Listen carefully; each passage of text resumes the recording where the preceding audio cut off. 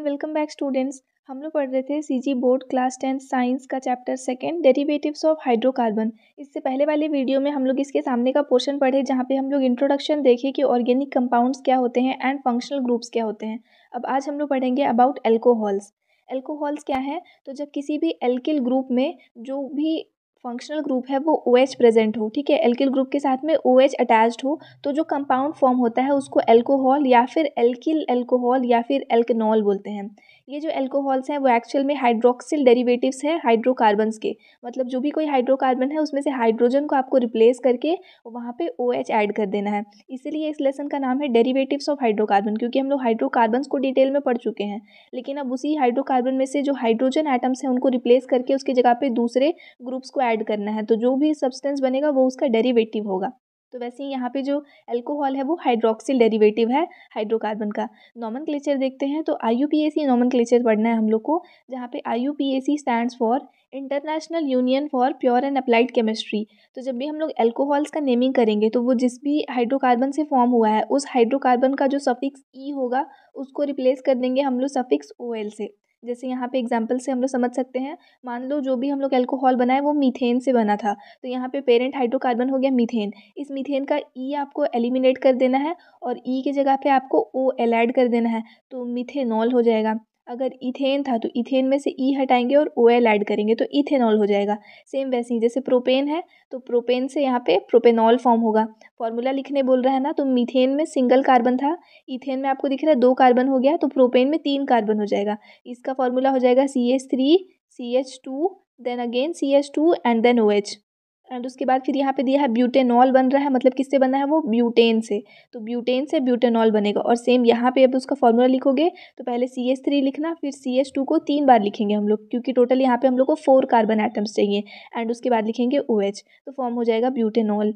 अब नेक्स्ट यहाँ पे कुछ स्ट्रक्चर्स दिए हुए हैं और इसके अकॉर्डिंग हम लोग को इन सब का IUPAC नेम लिखना है। अब नेम लिखने से पहले इसका रूल तो आपको पता होना चाहिए कि आखिर वो क्या सिस्टम है, IUPAC सिस्टम में क्या सारे रूल्स बने हैं जिसके अकॉर्डिंग हम लोग इनके नेम्स दे सकते हैं। तो इनके रूल्स को देखते हैं। अब जैसे यहाँ पे आपको दिया है रूल इसका, ठीक है, IUPAC नोमेनक्लेचर जब भी करेंगे ना तो इन रूल्स को एकदम ध्यान में रखेंगे जो यहाँ पे अभी फिलहाल हम लोग पढ़ेंगे। सबसे फर्स्ट आपको लॉन्गेस्ट कार्बन चेन चूज़ करना है जो कि कंटिन्यूस चेन होना चाहिए और उसमें जो OH ग्रुप है वो प्रेजेंट रहे। जो हम लोग चेन बनाएंगे तो उसमें OH ग्रुप को इंक्लूड करना है। नेक्स्ट, ये लॉन्गेस्ट चेन ऐसा फॉर्म होगा कि जिस भी कार्बन एटम के साथ में OH ग्रुप अटैच्ड है उसको लोवेस्ट पोजीशन मिले, लीस्ट नंबर मिले, ठीक है, लोवेस्ट पॉसिबल नंबर उसको मिले उस कार्बन को जहाँ पे OH ग्रुप अटैच्ड है। नेक्स्ट है, now follow the steps you used while naming hydrocarbon. जब हम लोग हाइड्रोकार्बन का नेमिंग करते थे तो जो सारे स्टेप्स यूज़ करते थे ना, सेम वही चीज़ आपको यहाँ पे भी यूज़ करना है। क्या करेंगे? पोजीशन और नंबर देखेंगे एल्किल ग्रुप्स का और जो पेरेंट चेन है उसका, और जो नेम लिखेंगे वो हम लोग नंबर और नेम को डैश से यहाँ पे सेपरेट करेंगे, नंबर एंड नंबर को कॉमा से सेपरेट करेंगे। तो वो सारा जो पहले रूल था वही सेम रूल आपको यहाँ पे भी फॉलो करना है। एंड लास्ट में आपको जो OH ग्रुप है उसको लिखना है। OH ग्रुप के लिए हम लोग OL सफिक्स यूज़ करेंगे और एक डैश के साथ में उसको लिखेंगे। जैसे यहाँ पे एग्जाम्पल से मैं बताती हूँ। पहले आप ये वाले एग्जाम्पल में देखो, एग्जाम्पल ए का फर्स्ट, ए के फर्स्ट में और सेकंड में क्या डिफरेंस दिख रहा है आपको? उसकी सेम कंपाउंड लिए हैं दोनों में। नेमिंग किधर से की हम लोग? जैसे नंबरिंग, पहले अगर मैं यहाँ से नंबरिंग स्टार्ट करूँ तो 1 2 3 4 5, यहाँ पे OH ग्रुप जिस कार्बन के साथ अटैच था उस कार्बन को 4th पोजीशन मिला है। अब जब यहाँ देखोगे हम लोग नंबरिंग इधर से किए, ये 1 ये 2 ये 3 ये 4 ये 5, अभी OH ग्रुप जिस कार्बन से अटैच है उस कार्बन को 2nd पोजीशन मिला है। रूल के अकॉर्डिंग आपका फर्स्ट यहाँ पे मोटिव था कि आपको लॉन्गेस्ट कार्बन चेन बनाना है जो कि कंटिन्यूअस हो, तो चेन यहाँ पे लॉन्गेस्ट 5 कार्बन का बन सकता है, वो हम लोग बना लिए। सेकेंड रूल था कि जो OH ग्रुप जिस भी कार्बन के साथ अटैच्ड है उसको लोवेस्ट पोजीशन मिलना चाहिए, तो यहाँ पे आपको दिख रहा है यहाँ 4th पोजीशन मिला और यहाँ 2nd पोजीशन मिला, ये पोजीशन लोवेस्ट है इसलिए ये वाला नंबरिंग सही है। अब इसके अकॉर्डिंग हम लोग इसका नेम लिखेंगे। नेम लिखने के क्या करना पड़ेगा? तो यहाँ पे टोटल 5 कार्बन्स हैं, तो 5 कार्बन के लिए हम लोग यूज़ करते हैं यहाँ पे वर्ड रूट पेंट, तो हम लोग पेंट लिखेंगे। उसके बाद दिख रहा है आपको सारा सिंगल सिंगल बॉन्ड है यहाँ पे, तो सिंगल बॉन्ड के लिए लिखते हैं एन, तो पेंटेन हो गया इसका नेम। अब पेंटेन का ये डेरिवेटिव है उसमें हम लोग OH लगाए हैं, तो कैसे? अभी क्या पढ़े हम लोग कि ई को हटा के उसके जगह OL ऐड करना है, तो इससे क्या नेम हो जाएगा इसका ओवरऑल पूरा? पेंटेनॉल, ठीक है, इसका नेम हो गया पेंटेनॉल।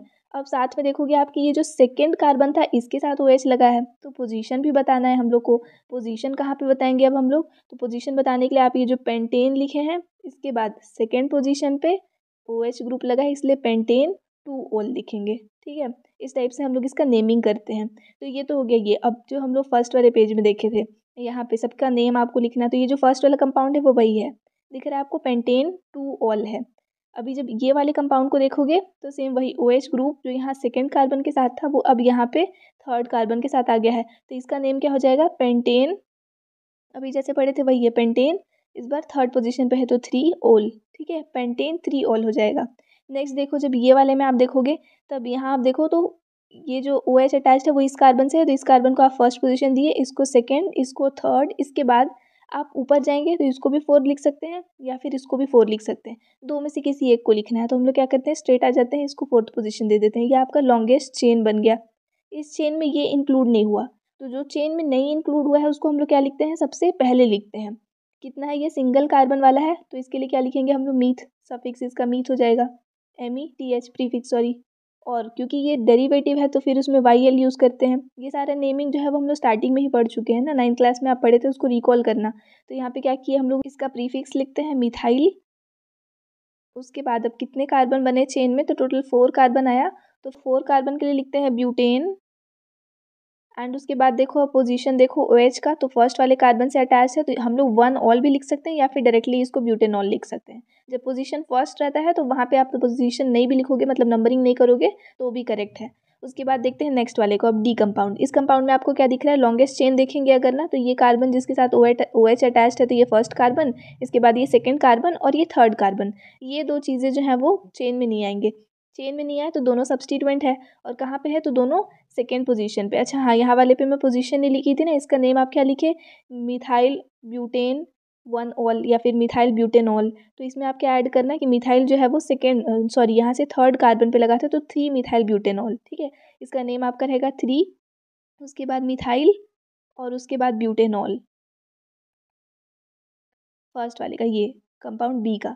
जब हम लोग कंपाउंड कौन सा देख रहे हैं, डी, तो डी में आप देखो ये फर्स्ट कार्बन, ये सेकंड कार्बन, ये थर्ड कार्बन, ये दोनों चेन में नहीं आया है और फर्स्ट वाले से OH अटैच्ड है। तो जो चेन में नहीं आया वो दोनों मिथाइल है, तो 2 बार मिथाइल है इसलिए हम लिखेंगे डाई मिथाइल। 2 है तो डाई मिथाइल। दोनों का पोजीशन क्या है, दोनों सेकंड पोजीशन पे है, तो 2 2 और डैश से सेपरेट कर देंगे, 2 2 डाई मिथाइल। उसके बाद ये पूरा कितना है, 3 कार्बन है, तो 3 कार्बन के लिए लिखते हैं प्रोप। उसके बाद सिंगल बॉन्ड है तो एन, और OL कहाँ लगा है, मतलब OH ग्रुप कहाँ अटैच्ड है, फर्स्ट वाले से, तो डायरेक्टली लिखेंगे 2 2 डाईमिथाइल प्रोपेनॉल, ये इसका नेम हो जाएगा।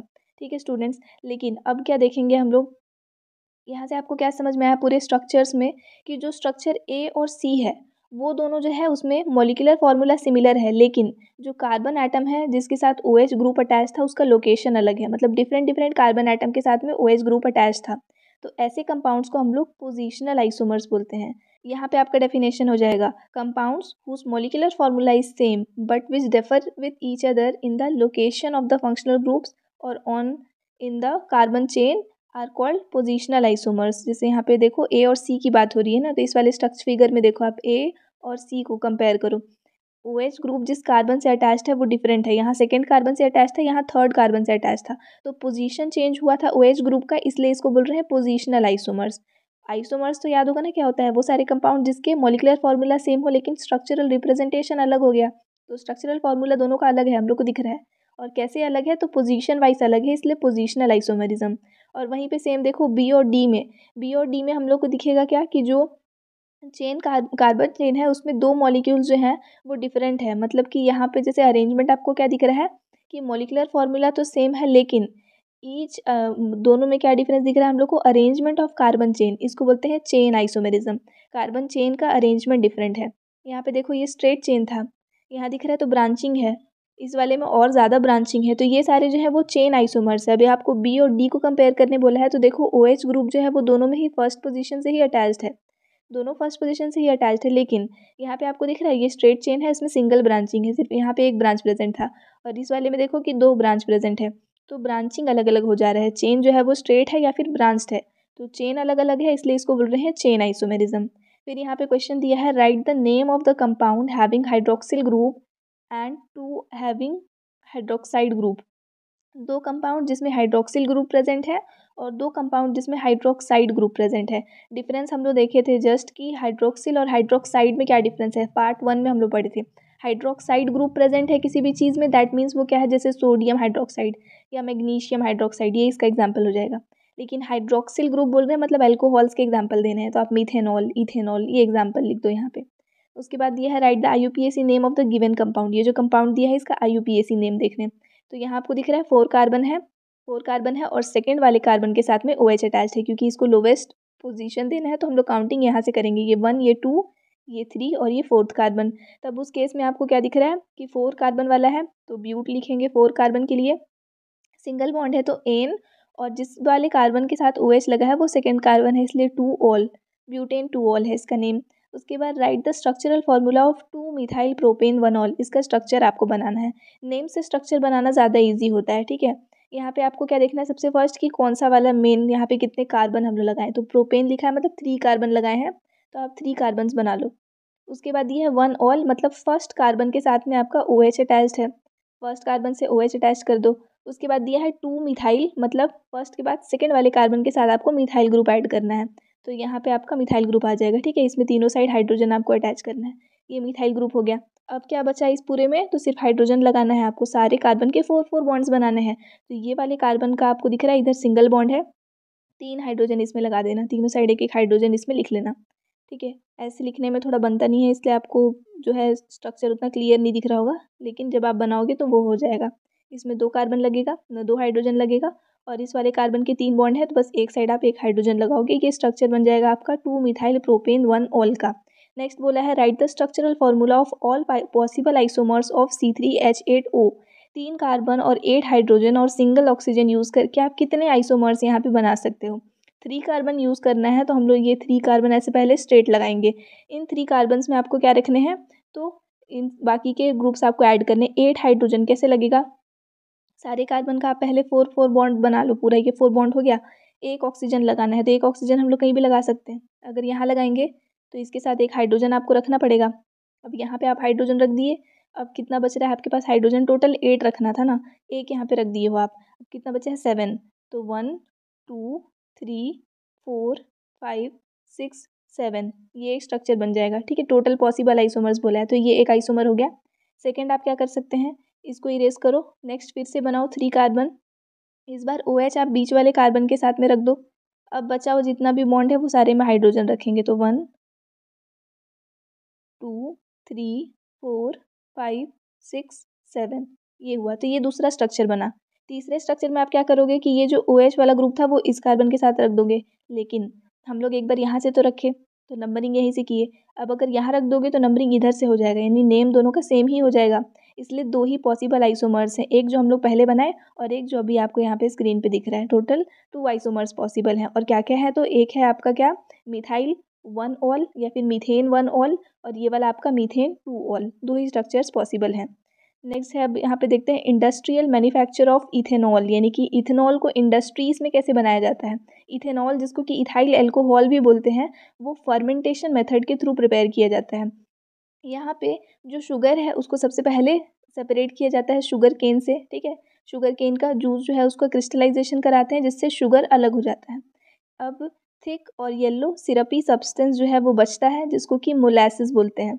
शुगर केन जो था, शुगर का जो जूस था, ठीक है, शुगर केन का जूस, वहाँ उसका क्रिस्टलाइजेशन कराने के बाद जो शुगर ऑब्टेन हो रहा है उसको अलग कर लिए, और जो लिक्विड बच रहा है उसको बोल रहे हैं मोलासिस, ये हम लोग को चाहिए। इस मोलासिस को क्या करोगे, डाइल्यूट करेंगे हम लोग वाटर डाल के। देखो स्टूडेंट, स्टार्टिंग में जो भी सब्सटेंस हम लोग लिए, अभी मोलासिस लिए तो वो 100% मोलासिस ही है। अब उसमें आपको इतना वाटर डालना है कि अब उसमें 8 to 10% मोलासिस और बाकी का पूरा वाटर हो जाए। उसके बाद अमोनियम सल्फेट जो है वो इसमें डालेंगे, जो कि ईस्ट के प्रोडक्शन में हेल्प करता है, और इस एडेड टू सॉल्यूशन। उसके बाद क्या दिया है, small amount of sulphuric acid is also added to the solution. अब इस सॉल्यूशन में हम लोग थोड़ा सा सल्फ्यूरिक एसिड भी डालेंगे। ये जो सल्फ्यूरिक एसिड है वो ईस्ट के ग्रोथ को एनहांस करता है और दूसरे माइक्रो ऑर्गेनिजम्स को वो किल कर देता है। यहाँ पे आपको सेटअप भी दिख रहा है पूरा कि क्या अरेंजमेंट रहता है इसका, वो मैं दिखाऊंगी सेटअप से भी। उसके बाद नेक्स्ट आपको क्या करना है कि ये जो मिक्सचर है इसको फिल कर देंगे टैंक में, जो फिगर में यहाँ पे दिख रहा है इसी में ही मिक्सचर को फिल कर देना है। एंड उसके बाद 5% ईस्ट इसमें ऐड करना है इस टैंक के अंदर, और उसके बाद उसको 2 to 3 डेज़ के लिए आपको वैसे ही छोड़ देना है। मतलब एयर के एब्सेंस में 25 से 30 डिग्री सेल्सियस टेम्परेचर वहाँ पे होना चाहिए। ये जो ईस्ट है ना वो एक टाइप का फंगस होता है जो कि एंजाइम इन्वर्टेस और जाइमेस ये दोनों इसमें प्रेजेंट रहते हैं। इन्वर्टेस एंजाइम का यहाँ पे रोल है सुक्रोज को कन्वर्ट करने, मतलब जो मोलासिस है ना उससे सुक्रोज बनाएगा और ये जो सुक्रोज है उसको ग्लूकोज और फ्रक्टोज में वो कन्वर्ट कर देगा। और जो इथेनॉल है वो यहाँ पे कैसे ऑब्टेन होगा, तो ये जो ग्लूकोज या फिर फ्रक्टोज है उसमें क्या होगा, फर्मेंटेशन, और इस फर्मेंटेशन में जाइमेस एंजाइम जो है वो रोल प्ले करता है एंड वो इसको इथेनॉल में कन्वर्ट करता है। इस पूरे प्रोसेस में कार्बन डाइऑक्साइड गैस रिलीज होता है जो कि रैपिड बबल के फॉर्म में रिमूव कर देते हैं, आउटलेट ट्यूब दिया है वहाँ से। और जो पूरा यहाँ पे इक्वेशन दिख रहा है वो हम लोग यहाँ देख सकते हैं। जो हम लोग मोलासिस लिए हैं ना उसमें ये सुक्रोज प्रेजेंट है। इस सुक्रोज को इन्वर्टेस एंजाइम जो है वो ग्लूकोज और फ्रक्टोज में कन्वर्ट कर देता है। उसके बाद ये जो ग्लूकोज और फ्रक्टोज है वो आपको दिख रहा है, दोनों का सेम फार्मूला है C6H12O6। दोनों एक दूसरे के स्ट्रक्चरल आइसोमर्स है बोल सकते हैं, दोनों का मोलिकुलर फार्मूला सेम है, स्ट्रक्चर अलग अलग रहता है। अब यही ग्लूकोज और फ्रक्टोज को जाइमेस एंजाइम जो है वो इथेनॉल में कन्वर्ट करता है। तो ओवरऑल ये रिएक्शन यहाँ पे हो रहा है। सेटअप हम लोग देख सकते हैं अभी। ये आपका फर्मेंटेशन चेम्बर था जहाँ पे एयर प्रेजेंट नहीं रहता और इतना टेम्परेचर हम लोग रखते हैं। इसी में से ही ये आउटलेट दिया है जहाँ से कार्बन डाइऑक्साइड गैस को एलिमिनेट कर देते हैं। और अब जो प्योर सब्सटेंस यहाँ पे इथेनॉल फॉर्म हो रहा है ना उसको यहाँ पे इस वाले कंटेनर में ले लेते हैं। तो इस टाइप का है। और स्टार्टिंग में क्या किए थे हम लोग, तो एक कंटेनर में मोलासिस डाले थे ना 8 to 10% और बाकी वाटर, और उसके बाद फिर उसी को ही हम लोग इस फर्मेंटेशन चेम्बर में डाले थे और ईस्ट और अमोनियम सल्फेट और सल्फ्यूरिक एसिड यहाँ से हम लोग उसमें पुट किए थे। तो ये पूरा उसका सेटअप है। अब यहाँ पे इक्वेशन हम लोग देख लिए। एक चीज़ यहाँ पे दी है कि एंजाइम्स क्या होते हैं। हम लोग कैटलिस्ट के बारे में पढ़े हैं ना, कैटलिस्ट वो सारे सब्सटेंस होते हैं जो कि किसी भी केमिकल रिएक्शन में खुद तो पार्टिसिपेट नहीं करते हैं लेकिन उस रिएक्शन के रेट को वो चेंज कर देते हैं, मतलब फास्ट कर देते हैं। तो वो सारे कैटलिस्ट जो कि बायोलॉजिकल प्रोसेस में काम आते हैं उनको हम लोग एंजाइम्स बोलते हैं या फिर बायो कैटलिस्ट बोलते हैं। अब जो अल्कोहल ऑब्टेन हो रहा है इस मेथड से वो थोड़ा डाइल्यूट नेचर का होता है। तो जो 100% अल्कोहल है जिसमें कि वाटर का कोई ट्रेस भी प्रेजेंट नहीं है उसको हम लोग एब्सोल्यूट अल्कोहल बोलते हैं। जब इसी इथेनॉल में हम लोग 5% वाटर ऐड कर देते हैं तो इसको रेक्टिफाइड स्पिरिट बोलते हैं। और इसका मिक्सचर अगर हम लोग बनाएंगे पेट्रोल और इथेनॉल का तो जो सब्सटेंस फॉर्म हो रहा है उसको पावर अल्कोहल बोलते हैं, जो कि फ्यूल्स के फॉर्म में ऑटोमोबाइल्स में यूज़ होता है। स्टूडेंट्स ये वाला जो पोर्शन है आपके टेक्स्ट बुक का इसको एकदम इंपॉर्टेंट मार्क कर लेना, क्योंकि क्वेश्चन आता है what is absolute alcohol, what is rectified spirit and what is power alcohol. तीनों का आपको पता होना चाहिए डेफिनेशन। एब्सोल्यूट अल्कोहल क्या था, 100% अल्कोहल जिसमें वाटर का एक ट्रेस भी प्रेजेंट नहीं है। उसके बाद रेक्टिफाइड स्पिरिट क्या है कि इथेनॉल में 5% वाटर है। और पावर अल्कोहल क्या है, तो पेट्रोल और इथेनॉल का मिक्सचर है। नेक्स्ट दिया है प्रॉपर्टीज़ ऑफ अल्कोहल, क्या क्या प्रॉपर्टी है इसका। अल्कोहल जो है वो वीकली एसिडिक से न्यूट्रल होता है। ठीक है, वीकली एसिडिक है नेचर में और न्यूट्रल है। ये चीज़ हम लोग इस एक्टिविटी से समझ सकते हैं। एक्टिविटी 2 जो यहाँ पे दिया है, 10 ml इथेनॉल लेना है एक टेस्ट ट्यूब में और उसके बाद उसमें हम लोग को एक राइस का जो ग्रेन होता है ना उसके साइज़ का सोडियम जो है वो कट करके डाल देना है। ये जो सोडियम है वो केरोसिन में स्टोर्ड रहता है, तो केरोसिन से निकाल के उसको फिल्टर पेपर से ड्राई करके उसके बाद इथेनॉल में ऐड करना है। और उसके बाद जब हम लोग ऐड करेंगे तब ऑब्जर्व करना है कि टेस्ट ट्यूब में क्या सारा चेंज आ रहा है। इसको ऐड करने के बाद इथेनॉल जो है वो रिएक्ट करता है, बहुत ही एक्सट्रीम रिएक्शन होता है यहाँ पे मेटल्स के साथ में, और वो फॉर्म कर लेता है सोडियम या फिर मैग्नीशियम। और उसके साथ मतलब इन दोनों मेटल्स के साथ वो रिएक्शन करता है और हाइड्रोजन गैस रिलीज करता है। यहाँ इक्वेशन हम लोग देख सकते हैं, इथेनॉल था उसमें हम लोग सोडियम मेटल डाले हैं तो सोडियम इथॉक्साइड फॉर्म हुआ है और हाइड्रोजन गैस रिलीज हुआ है। सिमिलरली मिथेनॉल भी रिएक्ट करता है सोडियम के साथ और सोडियम मिथॉक्साइड फॉर्म करता है। तो जब वो मैग्नीशियम के साथ रिएक्ट करेगा तो क्या इक्वेशन होगा या फिर क्या फॉर्म होगा पूछ रहा है। तो अगर सोडियम के साथ रिएक्ट करके सोडियम मिथॉक्साइड बनाया है तो मैग्नीशियम के साथ रिएक्ट करके मैग्नीशियम मिथॉक्साइड वो फॉर्म करेगा। तो एक प्रॉपर्टी तो ये हो गया अल्कोहल्स का कि वो वीकली एसिडिक नेचर के होते हैं। सेकेंड प्रॉपर्टी दिया है डिहाइड्रेशन ऑफ अल्कोहल्स। जब भी अल्कोहल जैसे कि इथेनॉल लिया है, इथेनॉल को हीट करेंगे 443 केल्विन टेम्परेचर पे और कंसनट्रेटेड सल्फ्यूरिक एसिड के प्रेजेंस में, तो क्या होता है कि जो भी कार्बन था जिसके साथ OH अटैच था उसके एडजेसेंट वाले कार्बन का हाइड्रोजन जो है वो दोनों आपस में H2O दिख रहा है, OH और H दोनों साथ में मिक्स होगा तो H2O फॉर्म होगा। तो ये फॉर्म करके वो सेपरेट हो जाते हैं एंड सेपरेट होते हैं तो क्या होता है कि अब यहाँ से अगर एक एक बॉन्ड हम लोग ब्रेक कर दे रहे हैं कार्बन का तो डेफिशिएंसी आ गया ना इसके पास बॉन्ड का भी। टोटल इसके पास 4 बॉन्ड्स थे, ये दोनों बॉन्ड्स हम लोग हटा दिए तो अब इसके पास में 3 बॉन्ड्स है दोनों कार्बन के। तो यहाँ से बॉन्ड हम लोग हटाएंगे ना तो एक बॉन्ड इन दोनों के बीच में फॉर्म हो जाता है। तो ये स्ट्रक्चर फॉर्म हो रहा है जिसको कि एल्कीन बोल रहे हैं। तो अल्कोहल्स के डिहाइड्रेशन से एल्कीन फॉर्म होता है, तो ये एक प्रॉपर्टी हो गया अल्कोहल्स का। नेक्स्ट दिया है यहाँ पे ऑक्सीडेशन ऑफ अल्कोहल्स। और अल्कोहल जो है वो ईजिली ऑक्सीडाइज हो जाते हैं स्ट्रॉन्ग ऑक्सीडाइजिंग एजेंट्स के प्रेजेंट में, और वो कार्बोक्सिलिक एसिड फॉर्म कर लेते हैं। तो जो भी अल्कोहल है, कोई भी ऑक्सीडाइजिंग एजेंट प्रेजेंट होगा तो उससे क्या बन जाएगा, उसका कार्बोक्सिलिक एसिड। तो इथेनॉल से इथेनोइक एसिड और मीथेनॉल से मीथेनोइक एसिड फॉर्म हो जाता है, और साथ में वाटर का मॉलिक्यूल जो है वो भी रिलीज होता है। ये प्रॉपर्टी हो गया। नेक्स्ट दिया है यूजेस ऑफ अल्कोहल। यूजेस में हम लोग देखेंगे कि बहुत सारे सब्सटेंसेस जो है वो सोल्यूबल होते हैं अल्कोहल में, इसलिए उसको सॉल्वेंट के फॉर्म में यूज़ किया जाता है पेंट्स में और वार्निशेस में। इसके बाद जो बॉइलिंग पॉइंट होता है मिथेनॉल का, यानी कि मिथाइल अल्कोहल का, वो 65 डिग्री सेल्सियस होता है, और ये हाईली इनफ्लेमेबल होता है, इसलिए इसको पेट्रोल के साथ में मिक्स कर देते हैं और फ्यूल के फॉर्म में इसका यूज़ किया जाता है। इसके बाद ये है इथेनॉल। इथेनॉल जो है वो लेस हार्मफुल होता है एज़ कम्पेयर टू मिथेनॉल, इसलिए इसको बहुत सारे कंट्रीज़ में यूज़ किया जाता है पेट्रोल में। ठीक है, मिथेनॉल जो है वो थोड़ा हार्मफुल है, इसलिए इथेनॉल को प्रेफर करते हैं, पेट्रोल में उसको मिक्स करते हैं। और इथेनॉल को फ्यूल के फॉर्म में स्पिरिट लैम्प्स में भी यूज़ किया जाता है। इसके अलावा जो फ्रीजिंग और मेल्टिंग पॉइंट है अल्कोहल्स का, वो दिया है -114 डिग्री सेल्सियस, जो कि बहुत ही लो टेम्परेचर है, इसलिए इसको लो टेम्परेचर थर्मोमीटर्स में यूज़ किया जाता है। अल्कोहल जो है वो कलरलेस लिक्विड होता है, और जो कि ईजिली एक्सपैंड हो जाता है और यूनिफॉर्मली एक्सपैंड होता है। ठीक है, कलरलेस लिक्विड है और ईजिली एक्सपैंड हो रहा है, यूनिफॉर्मली एक्सपैंड हो रहा है। तो थर्मोमीटर्स में हम लोग क्या चाहिए कि सब्सटेंस ईजिली जो है एक्सपैंड होगा, तभी तो राइज होगा उसका लेवल थर्मोमीटर में, और यूनिफॉर्म डिस्ट्रीब्यूशन हो, मतलब हर डायरेक्शन में वो इक्वल अमाउंट में वो राइज हो। और रेड डाई जो है वो इसमें ऐड कर देते हैं ताकि इसका टेम्परेचर जो है वो भी यहाँ पे रीड कर सकें ईजिली। ग्लाइकोल और ग्लिसरॉल्स, ये दोनों जो है वो अल्कोहल्स हैं। तो ये दो एक टाइप के अल्कोहल है जिसका यूज़ किया जाता है सोप बनाने में, मेडिसिन बनाने में, और एंटी फ्रीज के फॉर्म में कार रेडिएटर्स में। और इथेनॉल जो है उसको स्टेरलाइजिंग एजेंट के फॉर्म में भी यूज़ करते हैं मेडिकल फील्ड में। अब यहाँ पे एक हार्मफुल इफेक्ट दिया है अल्कोहल का टेबल में। अल्कोहल का कंजम्पशन अगर स्मॉल अमाउंट में भी कर लिए, जैसे डाइल्यूट इथेनॉल, तो वो बहुत ही ज़्यादा इंटॉक्सिक होता है, हमारे बॉडी के लिए इंटॉक्सिकेशन कॉज करता है।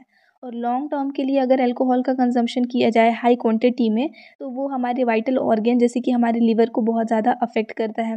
अल्कोहल जो है वो मेटाबॉलिक प्रोसेस जो होता है हमारे बॉडी का, उसको स्लो कर देता है। और अगर हम लोग बहुत स्मॉल क्वांटिटी में मीथेनॉल इंटेक कर लेते हैं, ठीक है, बहुत स्मॉल क्वांटिटी में भी, तो भी उससे डेथ हो सकता है। और ये जो है वो रैपिडली हमारे लीवर सेल्स के साथ में रिएक्ट करके हमारे बॉडी में पॉइजन फॉर्म करता है। तो ओवरऑल अगर लीवर सेल को वो डैमेज कर देगा तो पूरा बॉडी ही डैमेज हो जाएगा। जो इथेनॉल है वो तो इंडस्ट्रियल इंपॉर्टेंस है इसका, क्योंकि सॉल्वेंट के फॉर्म में यूज़ हो रहा है। इसका मैन्युफैक्चर लार्ज स्केल में किया जाता है इंडस्ट्रीज़ में, लेकिन इस इथेनॉल का मिसयूज़ ना हो उस चीज़ को प्रिवेंट करने के लिए उसमें 10 to 15% मिथेनॉल ऐड कर देते हैं। इथेनॉल जो है वो पॉइजनस नहीं था, लेकिन अब उसमें जब इतना मिथेनॉल हम लोग ऐड कर दिए तो वो ये पॉइजनस नेचर का हो जाता है, और अब ये ड्रिंकिंग पर्पज़ के लिए अनफिट हो गया।